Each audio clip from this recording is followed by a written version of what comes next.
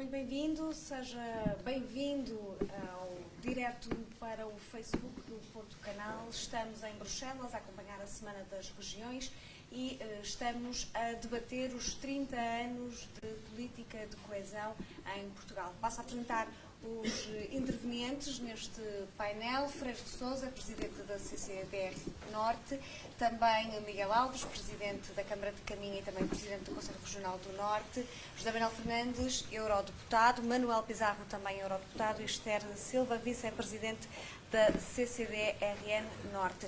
Vamos então começar por olhar para este debate, numa altura em que sabemos que Portugal já recebeu quase 17 mil, a região Norte, aliás, já recebeu quase 17 mil milhões de euros em fundos de coesão e fundos estruturais. E começo por si, Freire de Sousa. Gostava de saber que balanço é que faz e como é que olha para estes 30 anos.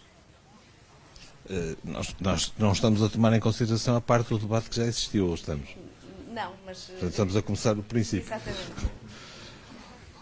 Bom, eu gostava enfim, de qualquer maneira é sempre impossível participar num debate em que a ligação se faz a meio e, portanto, há coisas que já ficaram ditas para trás e que vale a pena retomar. Eu gostava de dividir, então, esta intervenção muito curta em duas partes. Uma é 30 anos de política de coesão de Portugal. E a questão, se quisermos ser, digamos assim, relativamente simplistas e numa resposta rápida, diremos isto: Portugal hoje tem alguma coisa a ver com Portugal de há 30 anos? Portanto, essa é a primeira questão que se coloca. É, aliás, a mesma questão que se coloca quando comparamos o antes e o depois da democracia, do 74, do 25 de Abril. Portanto, 30 anos de política de coesão produziram resultados de transformação estrutural em Portugal a muitíssimos níveis enormes.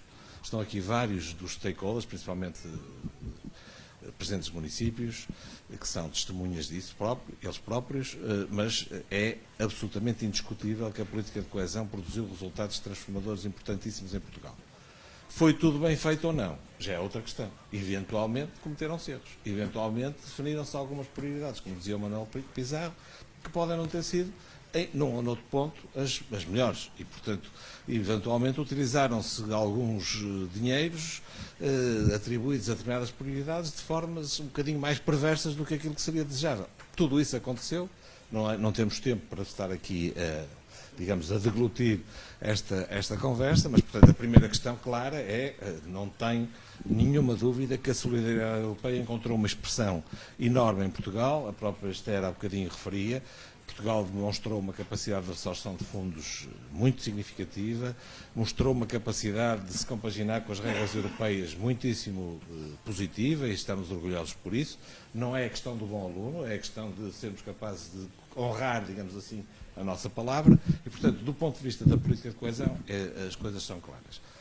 Ainda do ponto de vista da política de coesão, no que diz respeito ao Norte, há uma questão que paira permanentemente sobre nós, quer dizer, apesar de tudo, 30 anos depois, sendo o Norte a região mais aberta do país, a região com mais peso económico, a região com mais capacidade exportadora, a região com um conjunto de indicadores, sejam eles de qualificação de força de trabalho, indicadores de ciência e tecnologia, indicadores de educação, de evoluções brutais de educação. Mostrei há pouco aqui um caso típico dos abandonos precoces, por exemplo, dos jovens no ensino secundário, que passou de um nível do início do século muito perto dos 50% para um nível de 10,6% hoje, e é, portanto, uma tendência brutal e é uma tendência transversal à sociedade portuguesa, e não é devida ou atribuível a este ou àquele governo em concreto, é atribuível a todo um conjunto de governações sucessivas. E, portanto, esses dados, apesar de tudo, de todos esses dados, nós continuamos a ter um nível de PIB per capita, que é um indicador de desenvolvimento grosseiro, mas é um indicador que existe, um nível de PIB per capita que está a 65% da média comunitária, portanto é baixo, estamos abaixo dos 75%. A boa notícia é que isso nos permite continuar a ter certos fundos, a má notícia é que isso é um elemento de pobreza relativa e, portanto, é preciso encontrar formas de responder a este paradoxo. Porque é que nós somos ainda pobres, tendo tantas coisas próprias de ricos, digamos assim. Última nota. A propósito da discussão que estávamos a ter há bocado, não posso deixar de dizer isto nestes termos e dirijo-me em especial ao José Manuel Fernandes. Eu acho que se o José Manuel Fernandes e o trabalho muito meritório que ele desenvolve no Parlamento Europeu em matéria de Comissão Orçamento e de negociação do MFF, portanto, o quadro financeiro plurianual. Se o José Manuel Fernandes, e digo isto sem nenhum tipo de cinismo, digo isto com total abertura, se a metodologia que ele aqui nos adiantou vier a ter vencimento, eu só lhe dou 2 abraços que não posso dar mais. Quer dizer, ou seja, fantástico. A questão que se põe aqui, acho eu, para sermos realistas, é uma questão também de realpolitik. O que é a Europa hoje, num contexto de Brexit, num contexto de novas prioridades, num contexto de países europeus centrais, pagadores, os ricos, que querem pagar menos do que já pagavam antes, e, portanto, neste contexto, a passagem do 1 para o 3, se for do 1 para 1,3, se for 1,3, se for 1,5, se for 2, quanto mais for, melhor. Agora, eu acho que é, de algum modo, irrealista. Estamos a falar em privado, não estamos a falar lá fora. Não, em privado no sentido de que não estamos a falar para o cidadão alemão, digamos assim. É de algum modo irrealista, acho eu, nós pensamos que somos capazes de conseguir fazer um aumento tão drástico naquilo que são as comparticipações financeiras do orçamento. Dito isso, eu sempre disse que achava, e disse isso há muito tempo, achava que tinha sido uma ótima medida aquele acordo que foi estabelecido entre o Primeiro-Ministro e o principal partido de governo e o partido principal da oposição, no sentido de procurarem negociar o máximo possível, no sentido de que pelo menos não houvesse perdas na política de coesão nacional, não houvesse nenhuma quebra relativamente ao período anterior. Mas sempre disse que achava que se houvesse alguma pequena perda, é mais importante o que disse o Manuel Pizarro, que é sabermos onde gastamos e como, e o que queremos fazer com esse dinheiro, do que mais um bi ou menos um bi. Embora quantos mais bis forem, melhor. E, portanto, desse ponto de vista, eu acho que temos aqui uma questão que, como diz a canção do Rui Veloso, une-nos mais do que nos divide. Mas, em todo o caso, só nos divide na medida em que temos graus diferentes de otimismo na forma como olhamos para o assunto. E, portanto, eu só posso dizer, good luck, a melhor sorte possível, e quanto mais a política de coesão for beneficiada, mais Portugal será beneficiado nesse contexto e, portanto, mais ganharemos nesse sentido. Não esqueçamos, no entanto, e com isto termino mesmo, que é muito importante discutirmos o que vamos fazer e, sobretudo, como vamos fazer. E atenção aos modelos de governação. Atenção aos modelos de governação. José Manuel Fernandes, quer explicar-nos exatamente o que é que nós estávamos aqui a conversar sobre os fundos, até porque a proposta da Comissão prevê um corte que afetará com certeza Portugal no próximo quadro 2021-2027. Vamos lá explicar uma coisa. A Comissão Europeia fez uma proposta, o Parlamento para o quadro financeiro plurianual tem que dar um consentimento e o Conselho tem de decidir por unanimidade. Quem vai negociar agora é o Parlamento e o Conselho. Vou contar aqui uma história para explicar e que é que vai receber um abraço do professor Francisco de Sousa? Responder ao Presidente da CCDR. Eu, numa negociação que fiz, não vou dizer qual é, porque apesar disto está em direto e toda a gente nos ouve, mesmo os alemães, tínhamos um objetivo de conseguirmos 1.000 milhões de euros. E numa noite conseguimos esses 1.000 milhões de euros, mas eu fui para a negociação a pedir 2.000 milhões de euros. Se nós formos para uma negociação com o Conselho a dizermos a vossa metodologia está boa, vocês devem começar no 1% e fazer a divisão, seguramente vai ter menos de 1%. E, portanto, a missão aqui do Parlamento é ter uma metodologia correta e pôr até o Conselho face às suas contradições, porque a maior parte dos Estados-membros dizem que querem aumentar o Erasmus mais. Então vamos lá definir o valor. Porque uma grande parte dos Estados-membros quer manter o valor da política de coesão. Então é o que nós pomos. Porque a maior parte dos Estados-membros quer manter a política agrícola no mesmo montante. É o que nós colocamos. E 1,3% do rendimento nacional bruto não é nada de especial. É preciso nos esquecer que dentro deste 1,3% agora também está algo que estava fora, que é o Fundo Europeu de Desenvolvimento. Numa negociação, parte-se para uma posição em que há de ficar no meio o objetivo final e é isso que nós queremos. Não é por acaso também que o Conselho, em 17 e 18 de outubro, e eu não quero estar aqui a fazer futurologia, mas não há de ficar longe do que estou a dizer, vai vir com uma posição em baixa para reduzir as expectativas e para dizer que até a menos de 1% aquilo que vai propor. Para depois, lá no próximo ano, às tantas, a presidência alemã vir resolver o problema no segundo semestre e fazer um acordo com o Parlamento. E, portanto, o Parlamento, a missão dele é puxar ao máximo. E os portugueses percebem bem esta linguagem e na negociação nunca se pode ir, nem se pode começar a negociação com a proposta final. Um ponto que eu considero importante e que já aqui também foi referido. O acordo feito pelo PSD e pelo PS para os fundos estruturais e para, no fundo, Portugal 2030, que foi assim batizado, ainda que vai de 21 a 27, mas 2030 fica mais sexy. Esse acordo, as pessoas não sabem, mas já foi importante aqui, porque o corte em relação a Portugal não era nada os 7%. Mas isso são as tais coisas que passam muitas vezes ao lado, as pessoas não sabem, e há muito trabalho que tem sido feito, e isso já foi fundamental para, na proposta da Comissão, o corte ser na política de coesão de 1.600 milhões de euros. Mas nós não aceitamos esse corte, nem podemos aceitar, nem podemos ir para uma negociação a dizer que este é um bom cenário ou até o melhor cenário possível, porque isso era perder desde logo e saber que iríamos ter mais cortes do que aqueles que já estão.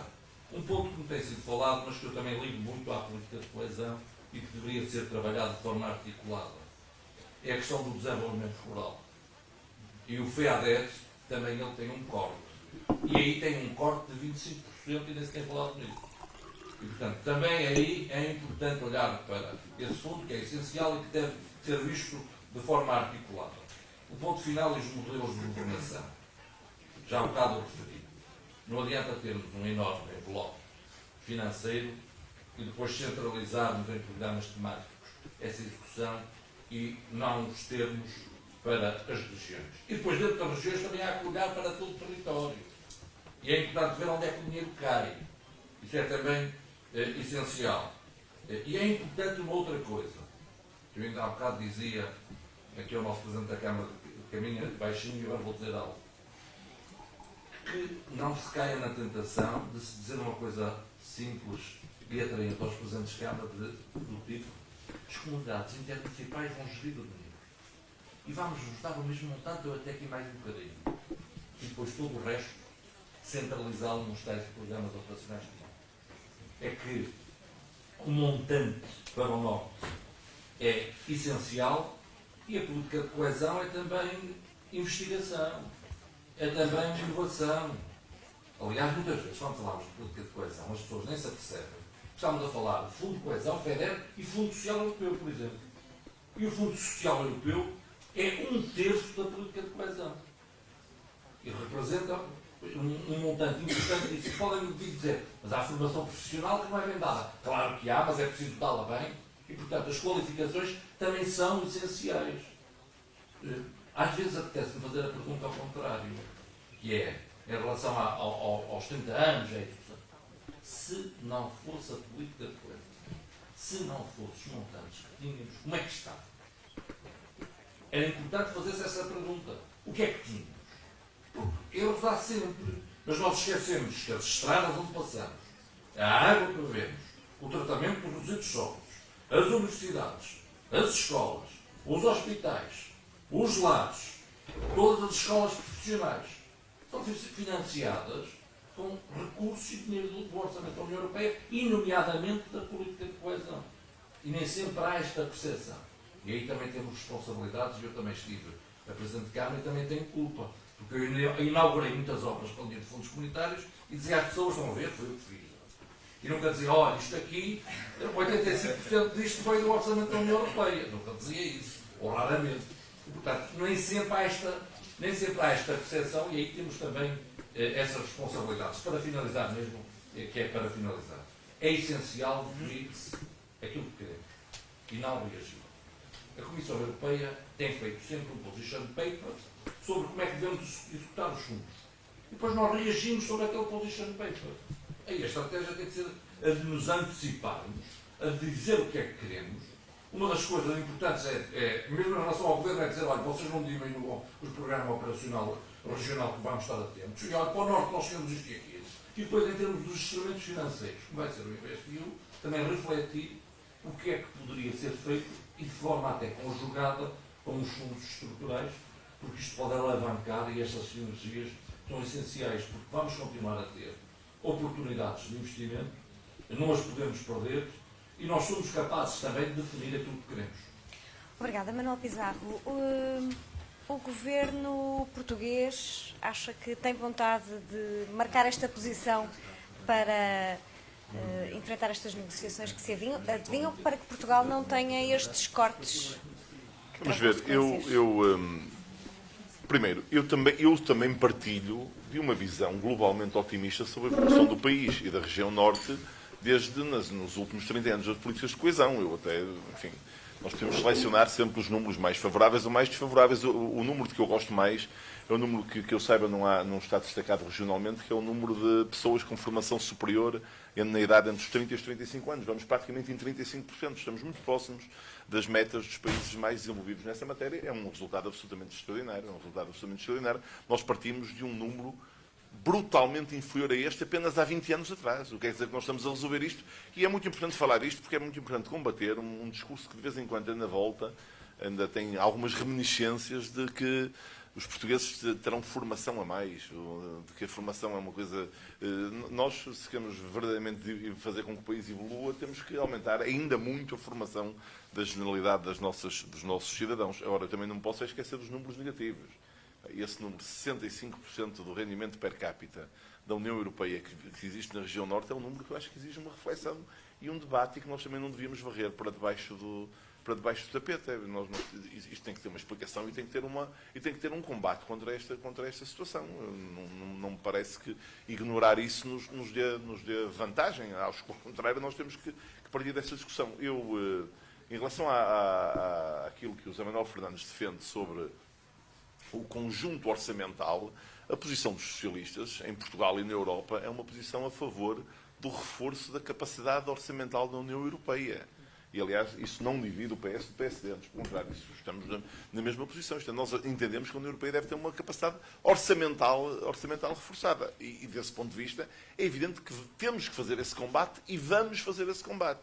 Significa isto que nós possamos dar por adquirido os resultados? Vamos ver, porque a União Europeia é uma construção complexa em que é preciso, como o José Manuel Fernandes, aliás, enunciou, para este quadro, este MFF, Multi-Annual Financial Framework, exige aprovação unânime dos países no Conselho Europeu e, portanto, isto ainda vai ser um longo processo de negociação. Eu acho que, no entretanto, nós nos devíamos concentrar muito sobre como é que vamos utilizar o dinheiro que venha a estar disponível, porque vai ser muito dinheiro. Com ou sem corte, eu lutarei para que não haja corte, eu vou votar na quinta-feira a favor da proposta de resolução do Parlamento Europeu, feita em conjunto por vários grupos políticos, incluindo o grupo político do PPE, ao qual pertence José Manuel Fernandes, e o grupo político do SND, no qual eu pertenço, uma resolução que reclama a manutenção do envelope do Fundo de Coesão. Agora, independentemente do resultado desse combate, no qual eu naturalmente também me envolverei, em nome dos socialistas portugueses e do SND, a questão de saber que prioridades é que nós devemos utilizar no próximo quadro comunitário de apoio e como é que devemos construir um novo quadro comunitário de apoio. E o Governo português já está a preparar isso, ou já está a O olhar Governo para português isso? já está a preparar isso e até já foi discutido na Assembleia da República um documento que faz parte desse debate, que é o Plano Nacional de Investimentos, o Plano Nacional de Infraestruturas, porque é evidente que nós temos que abandonar, em matéria de infraestruturas, temos que abandonar uma discussão que é feita legislatura a legislatura. Estas infraestruturas envolvem, algumas delas, despesas muito significativas. Em alguns casos, evidentemente, nas infraestruturas há investimentos de dimensão muito diferente, mas alguns deles são investimentos de centenas de milhões de euros, são investimentos cujo prazo de programação ultrapassa uma legislatura, e só isto já devia impelir a que houvesse um acordo mais vasto para a sua programação, e em alguns deles nós esperamos poder usufruir delas durante décadas ou até séculos. Há infraestruturas que são feitas para durar um período muito longo. Isso justifica que o país se entenda nessa matéria, e eu não partilharei da opinião de quem acha de quem olha apenas para o que nós avançamos em infraestruturas. Sim, avançamos muito em infraestruturas, mas por razões variadas de competitividade, de coesão social, de coesão territorial e de combate às alterações climáticas, o investimento em infraestruturas tem ainda que fazer parte das prioridades regionais nesta matéria. Eu destaco muito as que têm a ver com a mobilidade urbana. Essas parecem-me absolutamente... A mobilidade urbana e a mobilidade em geral parecem-me absolutamente evidentes. Nós temos que ajudar a uma transição muito mais rápida para meios de transporte coletivo e para meios de transporte que não sejam emissores de gases de carbono e de outros gases com efeito de estufa. Parece-me evidente que o modo ferroviário pesado e o modo ferroviário ligeiro, isto é, o metro, que tem que ter investimento. A transição para autocarros de baixas emissões, ao contrário dos autocarros a diesel, alguns dos quais levados depois de serem ultrapassados nos países do centro da Europa, são depois ainda utilizados em alguns dos nossos sistemas de transporte urbano. Tudo isso tem que ser modificado, mas também apostar muito nas pessoas nos mais diferentes domínios. Investigação, desenvolvimento, estruturas de transição da investigação para as pequenas e médias empresas. Nós devemos encarar o combate às alterações climáticas não como uma ameaça ou como uma inevitabilidade. Ela é mesmo uma inevitabilidade, mas não é daí que devemos encarar. Devemos encará-lo como uma oportunidade de investimento na inovação e de envolver as nossas pequenas e médias empresas, algumas das quais têm muito talento, numa economia verde, no qual o país em geral e o Norte em particular podem assumir uma posição de grande destaque. Nós não temos nenhuma razão para ter receio dessa modificação. E deixe-me só terminar com um aspecto ao qual eu sou muito sensível, que é o aspecto de utilizar os fundos de forma inteligente para o combate às desigualdades. Num país, qualquer que seja o país, e até por razões filosóficas, mas também por razões, se querem saber, de competitividade, num país que tem um problema demográfico, não olhar para o combate às desigualdades como um instrumento para promover o futuro é, do meu ponto de vista, um erro. Nós não podemos conviver bem com 20%, ou quase 17,9% de portugueses em risco de pobreza, ou com 10% de jovens fora do mercado de trabalho, ou da educação, ou da formação. Nós temos que ter políticas inteligentes para que todos os portugueses possam fazer connosco este caminho em direção ao futuro. José Silva, a CCDR já identificou algumas áreas em que era importante investir, eventualmente no próximo quadro plurianual. Quer-nos falar sobre essas prioridades? Sim.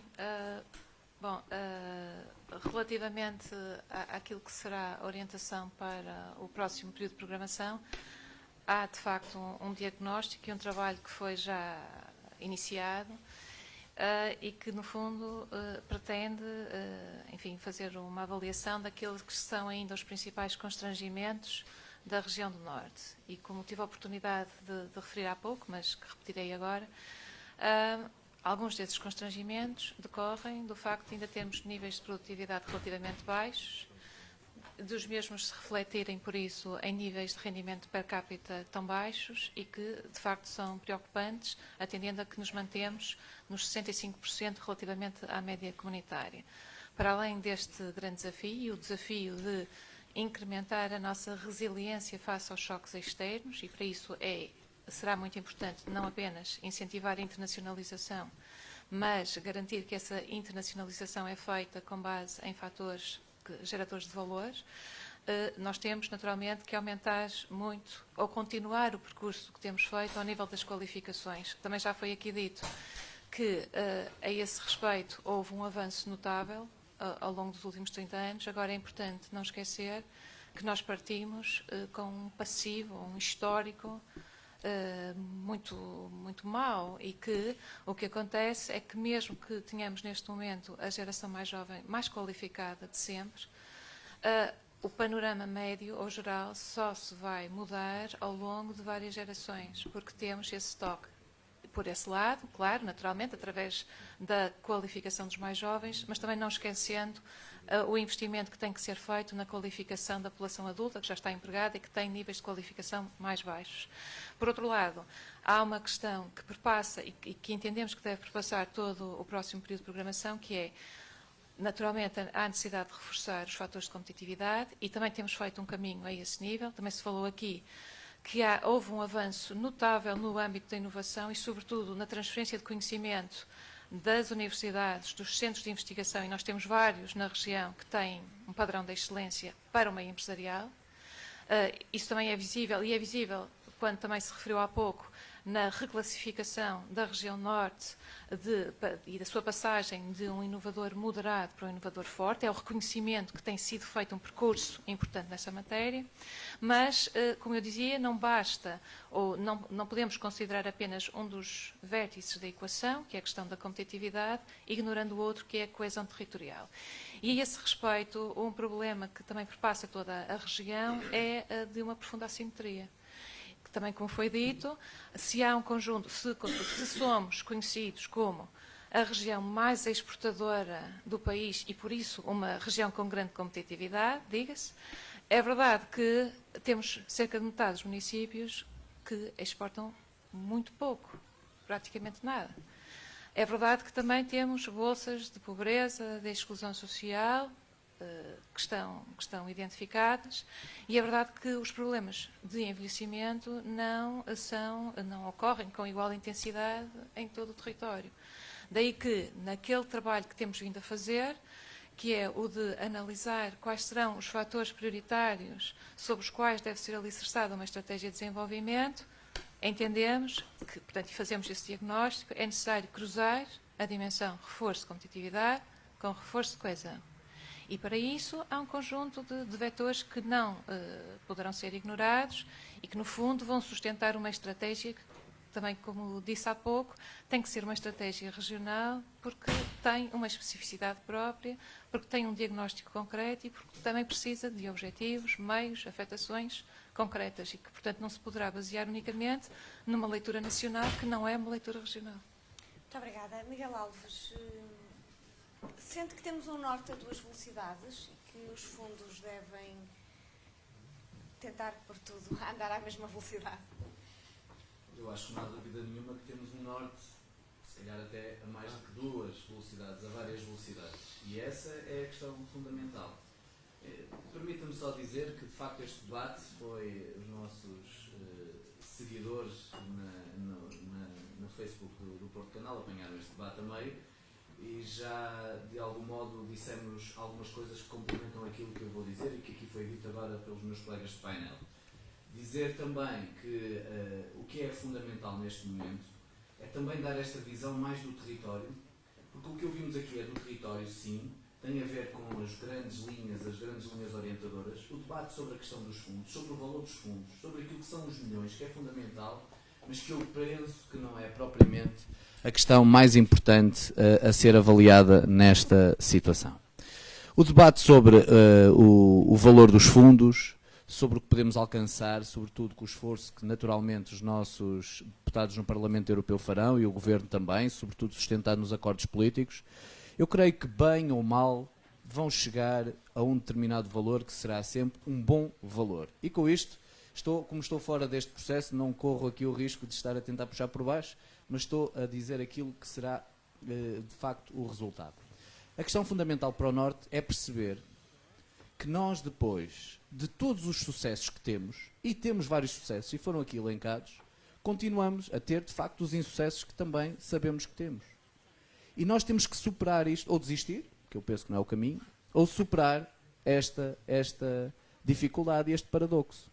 E qual é, para mim, a questão fundamental? Se nós partíssemos a região do Norte em pedacinhos, haveria alguns bons pedaços que não teriam este problema na questão da produtividade per capita. Mas há outros pedaços que, contribuindo muito menos para isso, com os problemas e as assimetrias que temos, transforma a região norte, de facto, numa região assimétrica, e por isso que no seu global tem os problemas ligados à produtividade per capita que nós conhecemos, ao produto per capita que nós conhecemos. O que é que eu digo? É que o próximo quadro comunitário tem que relevar em 2 vetores diferentes e que quem está no território sabe bem que é assim. O primeiro é, de facto, de identificar os problemas, os constrangimentos e atacar esses constrangimentos nos territórios. Os constrangimentos são diferentes de território para território. Essa é a primeira coisa.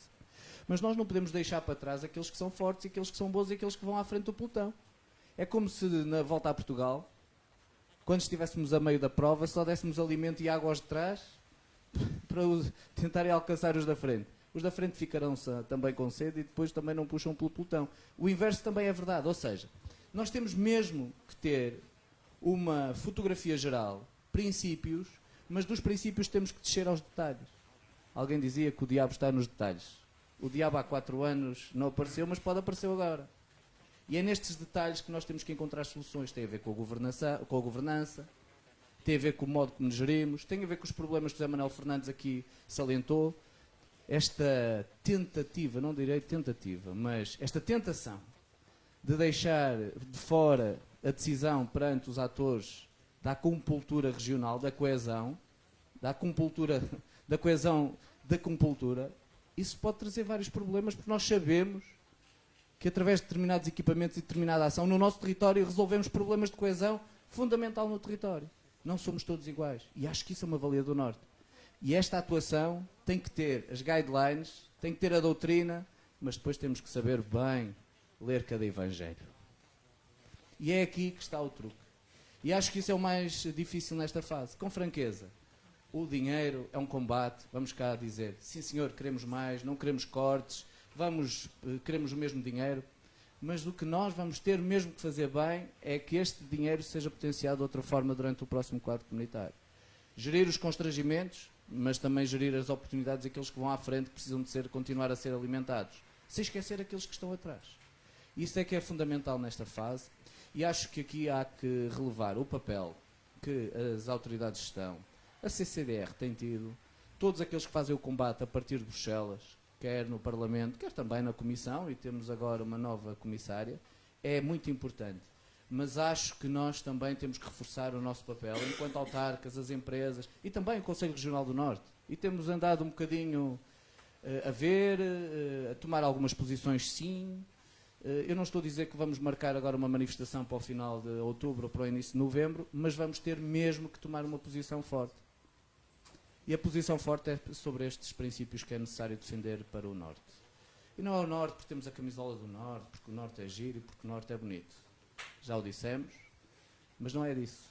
É que o país tem no Norte uma economia aberta. Isso é bom, mas é mau, dependendo do vento.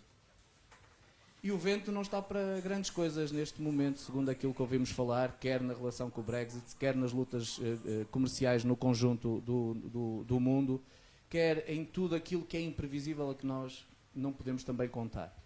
E nesta economia aberta nós temos que ser fortes, naqueles que têm hoje alguns constrangimentos, mas também naqueles que hoje são referência no mundo. E é isso que temos que fazer nas próximas semanas, nem diria nos próximos meses, é começar a tomar posições sobre como devemos fazer esta acupuntura no território, na coesão, com base também nas grandes linhas que já foram vindo a ser definidas pela Europa e que de algum modo também o país já mastigou e também sabe que são. Agora temos que nessas linhas encontrar todas aquelas pequenas agulhas que nos vão ajudar a resolver pequenas dores em alguns sítios e a elevar o nosso potencial noutras partes do nosso corpo, neste caso do corpo do Norte. Muito obrigada. Terminamos aqui este nosso direto para o Facebook do Porto Canal. Agradecer a todos os intervenientes, agradecer a quem esteve na plateia aqui em Bruxelas, na Semana das Regiões, e a si que esteve desse lado a acompanhar-nos. E já sabe que toda a informação está em portocanal.sapo.pt e mais logo no Jornal Diário traremos também todas as informações que decorrem desta Semana das Regiões em Bruxelas. Bom dia.